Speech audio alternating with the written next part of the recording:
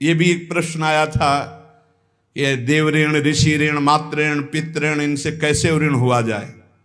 क्या कह रहे हैं तुकाराम जी?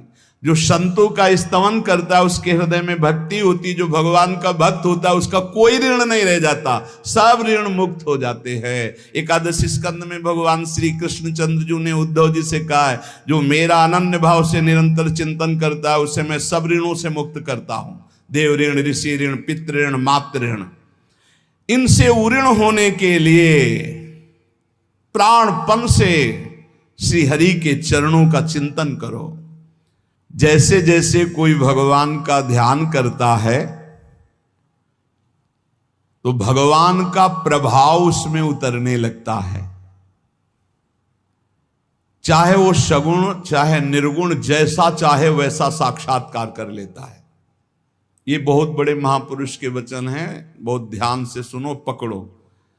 तुम्हें किसी के आगे घिघियाने की जरूरत नहीं, भगवान का स्मरण करने की जरूरत है, भगवान का ध्यान करने की जरूरत है। जैसे जैसे कोई भगवान का ध्यान करता है तो भगवान के सब सद्गुण उसमें आने लगते हैं, चाहे वो सगुण साक्षात्कार करना चाहे या निर्गुण साक्षात्कार, उसमें योग्यता आ जाती है। म्याणे विठ्ठल ब्रह्मो नवे त्वाचे बोलो नाई कावे, महाराष्ट्र भाषा में कहते हैं मेरे तो सर्वस्व ब्रह्म विठ्ठल भगवान है, तुकाराम जी कह रहे हैं। अब मुझे किसी की बात सुनने की जरूरत नहीं है कि ब्रह्म कौन है, मेरे तो विठ्ठल ब्रह्म है। जो वाणी से अगम्य है मैं उसकी स्तुति क्या करूं, वेद भी जिसकी नेति नेति कह के चर्चा करते हैं मैं उसकी क्या चर्चा कर पाऊं। पर मेरी वाणी को नशा हो गया है उनकी चर्चा करने का। आहा, मेरी वाणी को नशा हो गया, बिना उनकी चर्चा किए, बिना कीर्तन किए, बिना गुण गाए हमें चैन नहीं पड़ सकता।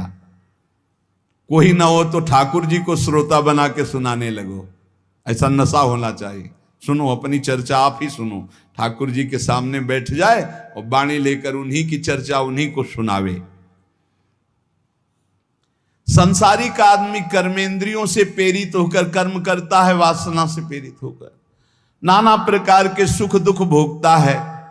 पर हम कायिक, वाचिक, मानसिक केवल अपने विठ्ठल के लिए कर्म करते हैं, ये बात समझो। संसारिक आदमी कर्मेंद्रियां भाग रही भोगों की तरफ, कर्म करता है, पाप या पुण्य, सुख या दुख भोगता है। लेकिन भक्त कायिक, वाचिक, मानसिक अपने प्रभु को सामने रख करके चेष्टा करता है और उसका कोई ठौर ठिकाना प्रभु के सिवा कोई है नहीं। और प्रभु आनंद सिंधु है, वो हर समय आनंद में मस्त रहता है। कहीं किसी और का प्रयोजन नहीं रह गया है। तुकाराम जी के सब जगह विठ्ठल तू ही तू मुझे दिखाई दे रहा है।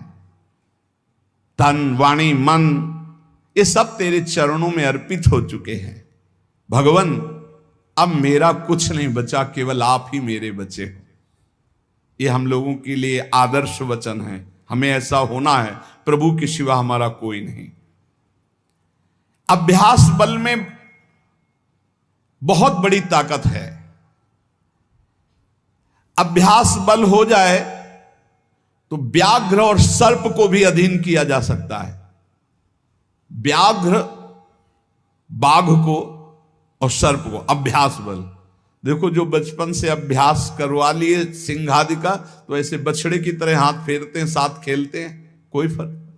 सांप पकड़ने वाले जो सर्प मित्र होते हैं, इतना बड़ा अभ्यास कि बड़े से बड़े विषैले सांप को 5 मिनट में अपने वश में करके, व्याघ्र और सर्प को अपने वश में किया जा सकता है। अभ्यास से विष को पचा लिया जाता है। जब उड़िया बाबा ने सुना कि एक महात्मा 10 ग्राम संख्या जहर रोज खाते हैं, तो उनका इसमें तो 10 आदमी मर जाए, ऐसा हो ही नहीं सकता। तो उन्होंने कहा महात्मा है तो उनका पता बताइए, मैं जाऊंगा। उड़िया बाबा वहां गए, महात्मा से कहा आप 10 ग्राम संख्या जहर रोज खाते हैं? उनका हाँ। बोले मैं देखना चाहता हूं, क्योंकि विश्वास नहीं होता, 10 ग्राम में तो 10 लोग मर जाएंगे। शाम के 4 बजे उन्होंने डाला सिलबट्टा में 10 ग्राम तौल करके जहर, संखिया जहर, जैसे धतूरा होता है इससे संखिया, उसे पीसा और पीस करके पूरा धोकर खप्पर में डाला और बस पी गए। महात्मा आए तो आश्चर्य की बात है, बोले तो रोज हम पीते हैं। तो बोले 10 ग्राम कैसे? तो बोले अभ्यास, पहले दिन एक बीज लिया था, ऐसे घस के चाटा, नशा आया, कई दिन उसी बीज को घसकर चाटते रहे, फिर एक बीज, फिर धीरे धीरे आज 10 ग्राम पचा लिया। तुकाराम जी कह रहे हैं अभ्यास का बल करे तो व्याघ्र और सर्प को वश में कर ले। तो मन को वश में नहीं किया जा सकता, इंद्रियों को वश में नहीं किया जा सकता, अभ्यास से किया जा सकता है। अभ्यास योग युक्त ने चेतसा नान्यगामिना, अभ्यास से हम विष को पचा सकते हैं। अगर हम रोज भगवत कृपा से अपमान को पचाना सीख जाएं तो बड़े से बड़े अपमान को भी, निंदा को भी मुस्कुराते हुए सह सकते हैं। अभ्यास से वेदों का अर्थ समझ लिया जाता है। वेद पाठ का अभ्यास करो, धीरे धीरे वेद अर्थ समझा। इसलिए कुछ दुष्कर नहीं है, तुम अभ्यास में आओ। मेरा भजन में मन नहीं लगता, अभ्यास करो। अभ्यास में तुम जितना आगे बढ़ोगे उतने ही उच्च अवस्था को प्राप्त हो जाओगे। अभ्यास में बहुत बड़ी दम है। अभ्यास एक एक कदम बढ़ाते चले जाओ।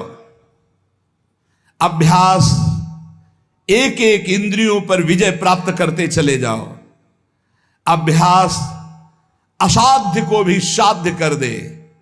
इसका कारण तुका कहता है कि अभ्यास भजन का कर लो तो आप सिद्ध हो जाओगे। अभ्यास से सब कुछ हो जाता है।